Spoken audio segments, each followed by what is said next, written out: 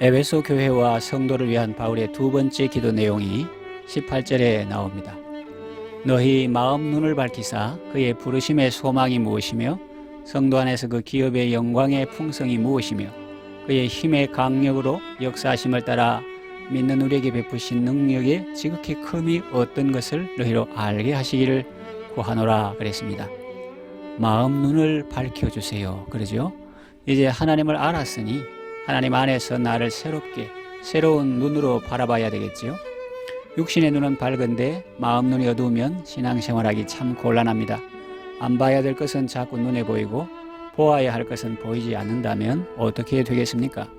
예를 들어서 성도의 눈에 돈이 자꾸 보이고 여자가 자꾸 보이고 권력이 자꾸 보인다. 그러면 신앙생활 제대로 할 수 있겠습니까?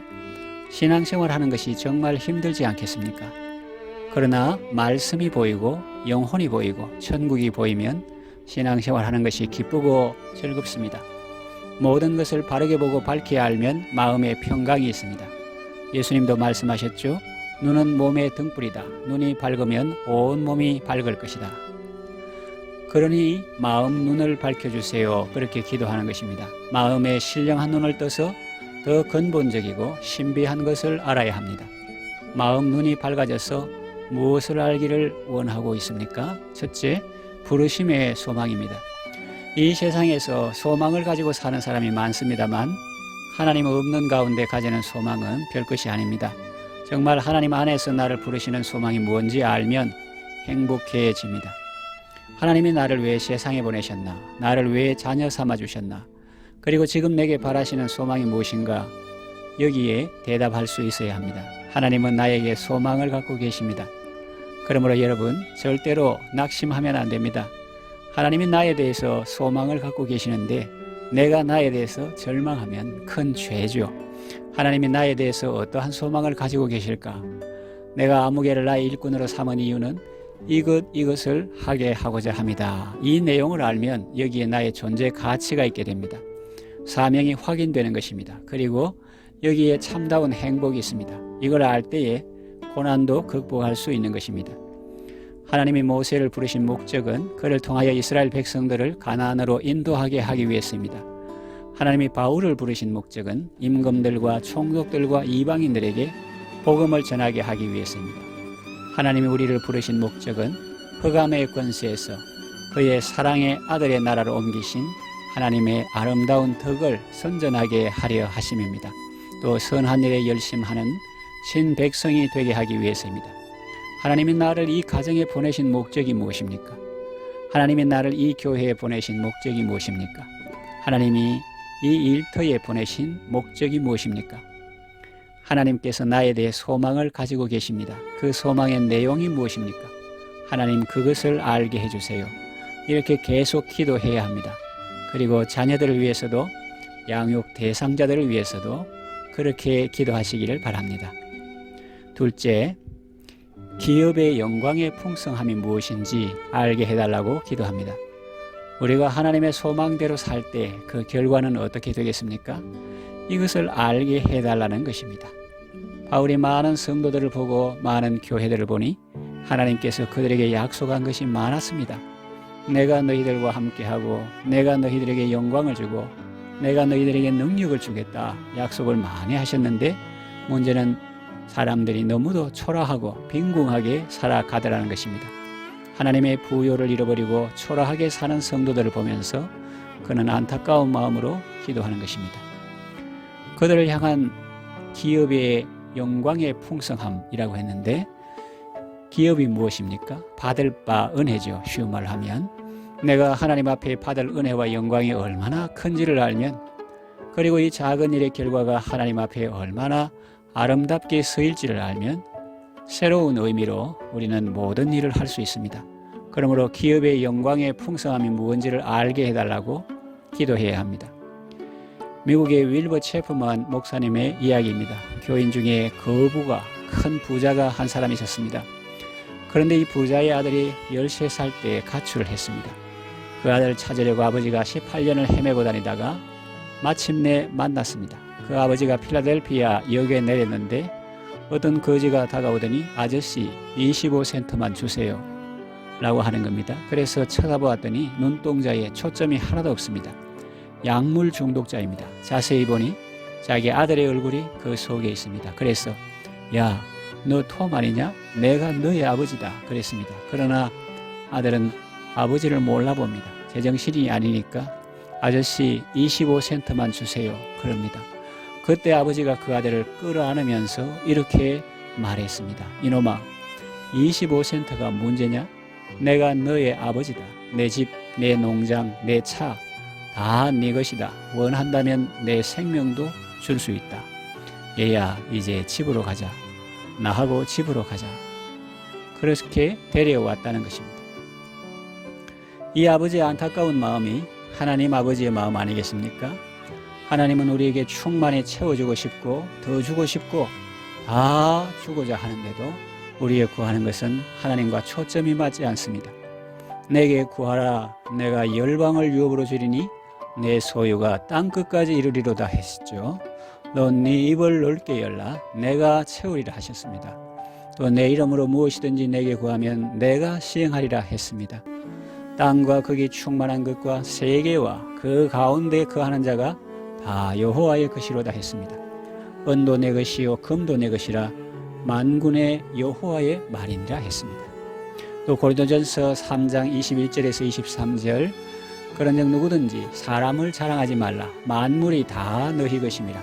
바울이나 아볼로나 게바나 세게나 생명이나 사망이나 지금 것이나 장래 것이나 다 너희의 것이요 너희는 그리스도의 것이요 그리스도는 하나님의 것이니라 했습니다.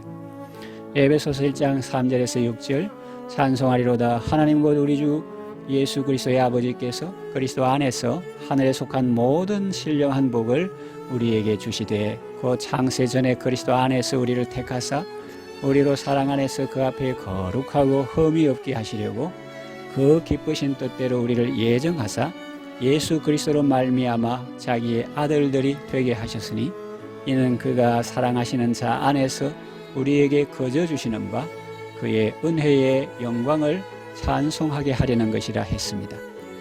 그 영광이 우리에게 임하였습니다. 7절에서 12절 우리는 그리스도 안에서 그의 은혜의 풍성함을 따라 그의 피로 말미암아 속량 곧 죄 사함을 받았느니라. 이는 그가 모든 지혜와 총명을 우리에게 넘치게 하사 그 뜻의 비밀을 우리에게 알리신 것이요 그의 기뻐하심을 따라 그리스도 안에서 때가 찬 경륜을 위하여 예정하신 것이니 하늘에 있는 것이나 땅에 있는 것이 다 그리스도 안에서 통일되게 하려 하심이라. 모든 일을 그의 뜻의 결정대로 일하시는 이의 계획을 따라 우리가 예정을 입어 그 안에서 기업이 되었으니 이는 우리가 그리스도 안에서 전부터 바라던 그의 영광의 찬송이 되게 하려 하심이라 했습니다. 그 아름다운 나라, 하나님 자녀됨의 영광, 천국 백성이라고 하는 소속감, 내게 주시려는 하나님의 그 풍성한 세계, 그것을 다 잊어버리고 초라하게 살아가는 우리들의 모습은 아닌지요. 그렇다면 우리는 이제부터 이 기도를 해야 하겠습니다. 성도 안에서 그 기업의 영광의 풍성함이 무엇인지를 알게 해주세요. 그 영광이 얼마나 아름다운지를 알게 해주세요. 나의 자녀들도 내가 가르치는 학생들도 목장 식구들도 성도 안에서 그 기업의 영광의 풍성함이 무엇인지 알게 하소서. 그렇게 기도하는 것입니다. 셋째, 그 다음은 우리에게 베푸신 능력의 지극히 크심이 어떠한지 알게 하소서라는 간구입니다. 내가 그 영광을 향해 나아갈 때 어떻게 나갈 수 있습니까? 어떻게 내가 쓰러지지 않고 갈 수 있습니까? 실패하지 않을 수 있습니까? 있습니다. 왜냐하면 하나님께서 내가 네게 능력 주기를 기뻐하기 때문에 가능하다고 말씀하십니다. 우리에겐 분명히 능력이 있습니다. 아들됨의 능력입니다. 이것은 위대한 것입니다. 게다가 죄와 죽음을 이기는 능력이 있고 근심과 염려를 이기는 능력도 있고 사탄을 제어하는 능력도 주어집니다. 하나님께서 우리에게 베푸신 능력, 그 능력이 얼마나 큰 능력인가 20에서 23절까지 그 능력이 얼마나 큰 능력인지 설명하고 있습니다. 그 능력이 어떤 일을 했습니까? 그리스도 안에서 역사했습니다. 그래서 어떻게 되었습니까? 그 능력이 그리스도를 죽은 자 가운데서 다시 살리셨습니다. 어디 그뿐입니까? 하늘에서 자기의 오른편에 앉히셨습니다. 그리고 모든 이름 위에 뛰어난 이름을 주셨습니다. 만물이 다 그의 발 아래에 복종하게 하셨습니다. 그리스도를 만물 위에 교회의 머리로 삼으셨습니다. 이것이 바로 하나님의 능력이라는 것입니다. 문제는 몰라서 못 써먹는 것입니다. 예수님께서는 내가 하는 일을 너희도 할 것이요 또한 나보다 더 큰 일도 하리라 했는데 우리는 어림도 없지 나는 못해 이렇게 생각합니다. 그러므로 우리에게 베푸신 능력이 얼마나 큰 능력인지를 깨닫게 하시고 그래서 그 능력을 활용하게 하시고 그 활용에 능하게 하옵소서 이렇게 기도하라는 것입니다. 바울 기도의 특징이 무엇입니까? 무엇을 달라는 말이 없습니다. 자세히 보면 이미 우리에게 주신 것을 알게 해달라고 합니다. 우리는 왜 이런 기도를 못할까요? 이유는 간단합니다. 기도를 배우지 못했기 때문입니다. 그래서 우리는 지금 기도를 배우고 있는 것입니다. 제자들이 예수님께 말했습니다. 우리에게 기도를 가르쳐 주옵소서. 그들이 유대인인데 정말 기도를 몰라서 그랬겠습니까? 그들은 예수님의 기도를 배우고 싶었습니다. 그럴 때 주님이 기도를 가르쳐 주셨습니다. 너희는 이렇게 기도하라. 그러므로 우리는 기도를 배워야 하고 다른 이의 기도를 연구해야 되는 것입니다. 그들의 기도를 외우고 내가 반복해야 되는 것입니다. 특별히 기도할 때 성경 구절을 인용해서 기도할 때는 그 말씀에 기름 부으심이 있기 때문에 훨씬 강력한 기도가 됩니다. 성경 구절을 많이 알면 기도는 막강해지는 것입니다. 붙들 근거가 확실합니다. 아버지의 말씀을 붙들고 기도하는 것입니다. 이때는 엄청난 파워가 생겨납니다. 그러므로 배우고 암기하고 사용하는 그런 분들이 되어야 합니다. 또 하나, 내 야심, 내 고집, 내 욕망이 너무 강하면 하나님의 신령한 뜻을 알기가 참 어렵습니다. 회개하고 나를 좀 내려놓아야 합니다. 그래야 들려지고 이해되고 따라갈 수가 있습니다. 그러므로 하나님을 향하여 마음을 열고 위대한 기도들을 생각하고 암기하면서 그렇게 기도하시고 또 기도한 대로 사시고 기도 응답의 기쁨 가운데 살아가시기를 바랍니다.